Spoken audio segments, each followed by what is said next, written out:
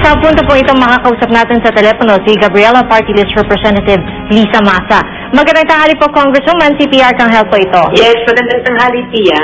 Oho. Kung nakausap niyo na po ba si Katrina Halili tungkol sa kung anong hakbang yung kanyang gagawin? Kaugnay po sa malumabas na sex video daw nila ni Dr. Hayden Ko? Hindi ko pa siya personal na nakausap, although alam ko na gusto nga niya makipagkita, pero yung kanyang abogado, nakausap ko na. Ano hong naging pag-uusap po ninyo nung kanyang abogado? Ang alam ko ay nakahanda silang magsampa ng kaso o reklamo sa mga kinaukulan na ehensya.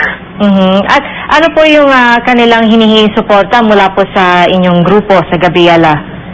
Siyempre, dahil ang aming grupo ay advocacy group, kaugnay ng mga karapatan at kagalingan ng mga kababaihan, kaya siguro sa minimum ay yung moral na suporta doon kay Katrina. At ako naman bilang mambabatas ay kailangan talagang asikasuhin itong na mabigyan ng proteksyon itong mga kababaihan na nagiging biktima ng mga ganitong klaseng mga sex videos. Kasi alam mo, Pia, hindi lamang ito isa at hindi lamang kauna-unahan na kaso. May ilan na rin kaso ang Gabriela na lumapit din sa amin kaugnay ng similar circumstance, no, na mayroong mga nagbi-video ng sexual acts, tapos pinapakalat, mayroon pang isang kaso ng nagang-rape siya, tapos yung mismong act ng rape ay pinakalat at binebenta sa Quiapo. Ganun talaga yung mga nangyayari na ganitong kaso at palagay namin ay kailangan talaga na seryosong tugunan at saka i-address itong ganitong lumalaganap na problema. Congresswoman, meron ba kayong mga measures na ginagawa ngayon sa Kamara para matugunan yung ganitong klaseng problema? Meron ba tayong mga legislation na inahanda, yung mga anti-pornography po?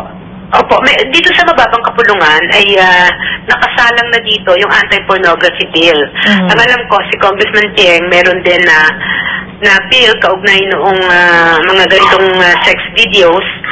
Pero ang Gabriela, dahil nga sa mga kaso na lumapit sa amin, ay mag-file din kami ng hiwalay na bill na talagang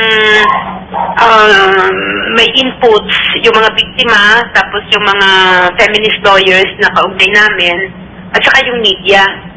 Dahil palagay namin importante na concerted effort at yung inputs ng iba't ibang mga sektor ay kailangan para mabuo yung talagang angkop na hakbang legislative action kaugnay ng ganitong klaseng mga pang-aabuso sa mga kababaihan. Congresswoman, sa Senado po kasi kagabi nag-privilege speech si Senator Revilla at pinapatanggalan niya ng lisensya si Dr. Ko. Suportado niyo po ba ang ganitong panukala? Sa palagay ko ay siyempre, sa lahat ng bagay kinakailangan ng proseso, no? At kung mapapatunayan na siya nga ang nagpakalat itong video, at kung itong video na ito ay in the first place considered as a private matter, tapos sabi nga ni Katrina na wala siyang consent, no, doon sa pagpapakalat nito, talagang dapat may managot. At siyempre, ang isang suspect, kumbaga, ay yun yung isa pang involved sa sex video na yan. Kaya't kung mapapatunayan na siya ay naging kasangkapan o willfully and knowingly caused the distribution and the production of that video, then he is liable. At palagay ko wala na magtitiwala na pasyente dyan kung ganyan, kung totoong siya nga ang may kagagawa nito. At tingin ko, nararapat nga lamang na tanggalan siya ng lisensya kung mapapatunayan na siya nga ay may kasalanan kaugnay nitong pang-aabuso sa kababaihan. Alright, maraming salamat po, Gabriela Party List Representative Lisa Masa. Magandang tanghali po. Maraming salamat. Mabuhay po kayo.